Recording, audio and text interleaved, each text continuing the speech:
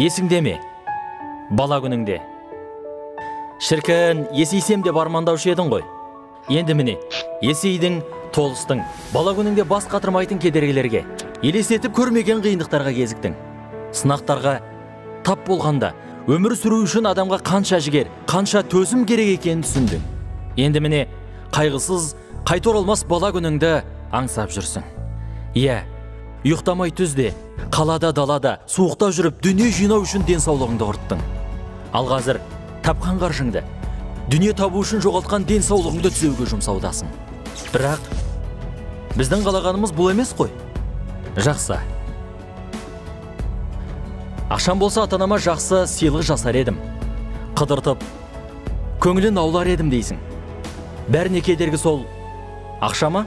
Иә, аңсаған байлығыңа жетерсің, бірақ сол кезде ата-анаң қасыңда бола ма?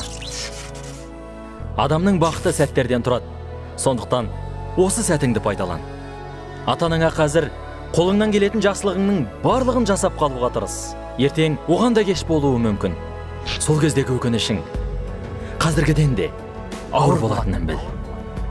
Жағдайы сенен төмен туысыңды көргенде жүрегің елжіреп, қайтейін бауырым, қалтам жұқа әйтпегенде көмектесер едім дейсің.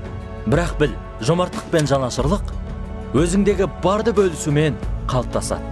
Өйткені жоқ күнінде беріп үйренбеген қол байған сәтте де бере алмай қалады. Бауырыңның көмек сұрағанын күтпе. Мұқтаж екенін білсең, өзің бірінші болып көмек қолыңды соз. Дүние жүректе емес, қолда тұрса, сен дүниені емес, дүние сен іздеп келеді. Ей, бойдақ жүрген бауырым, жағдайымды жасап алайын, сосын үйленем деп жүрсің. Иә, түсінем, жағдайың жасарсың, бірақ қашан? 30-да, әлде 40 жаста ма? Ал бала сүю, отбасы бақыты ше. Оны қашан сезінбексің? Бас екеу болмай, мал екеу болмас. Байығың келсе үйлен, қой егіз тапса шөптің басы айыр шығады деген тәмсілдерді есің ал.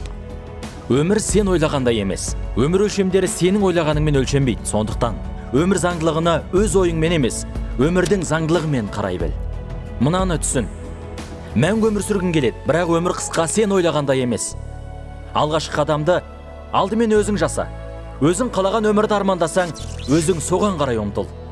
Қиялыңдағы жомарт жанды іздесең, осы сәттен барыңмен бөлісуді үйрен. Жүрегі тыныштық тапқан бақытты жанды аңсасаң, осы күніңе ризашылық таныт. Өз бақытыңды көре біл.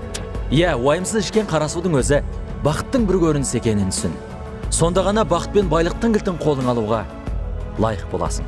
Алла саған бақытты өмірдің кілтін сыйласа, оның есігін айқар ашуға саған кім кедергі бола алады?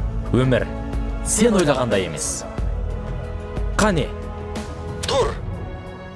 Қазірден баста.